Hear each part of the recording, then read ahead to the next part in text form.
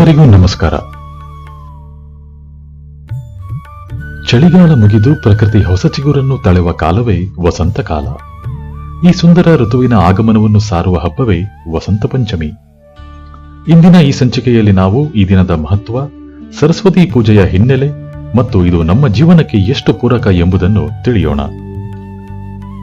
ಮಾಗಿಯ ಚಳಿ ಮೆಲ್ಲಗೆ ಮಾಯವಾಗಿ ಮರಗಿಡಗಳಲ್ಲಿ ಹೊಸ ಚಿಗುರು, ಹೂವುಗಳಲ್ಲಿ ಹೊಸ ರಂಗು ಕಾಣಿಸಿಕೊಳ್ಳುವ ಸಮಯವಿದು.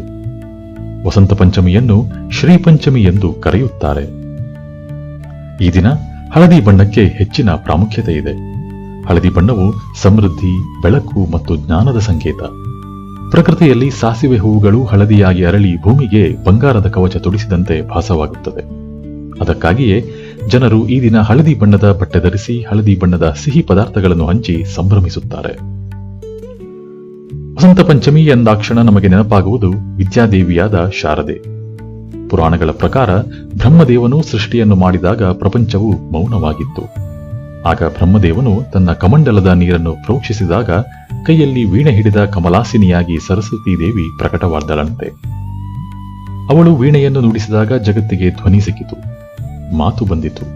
ಆದ್ದರಿಂದಲೇ ಈ ದಿನವನ್ನು ಜ್ಞಾನ, ಕಲೆ ಮತ್ತು ಸಂಗೀತದ ಹಬ್ಬವಾಗಿ ಆಚರಿಸಲಾಗುತ್ತದೆ. ನೆನಪಿಡಿ, ಅಜ್ಞಾನದ ಕತ್ತಲೆಯನ್ನು ಹೋಗಲಾಡಿಸಿ ಸುಜ್ಞಾನದ ಬೆಳಕನ್ನು ನೀಡುವಂತೆ ಪ್ರಾರ್ಥಿಸುವ ದಿನವಿದು.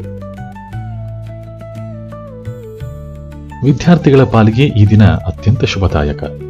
ಅನೇಕ ಕಡೆ ಈ ದಿನದಂದು ಮಕ್ಕಳಿಗೆ ಅಕ್ಷರಾಭ್ಯಾಸ ಮಾಡಿಸುತ್ತಾರೆ.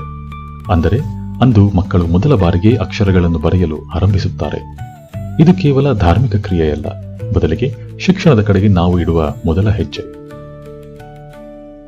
ಗೆಳೆಯರೇ, ವಸಂತ ಪಂಚಮಿ ಎಂದರೆ ಕೇವಲ ಹಬ್ಬವಲ್ಲ, ಅದು ನವಚೈತನ್ಯದ ಸಂಕೇತ. ನಮ್ಮಲ್ಲಿರುವ ಜಡತ್ವವನ್ನು ಬಿಟ್ಟು ಹೊಸ ಆಲೋಚನೆಗಳನ್ನು ಮೈಗೂಡಿಸಿಕೊಳ್ಳಲು ಇದು ಸಕಾಲ.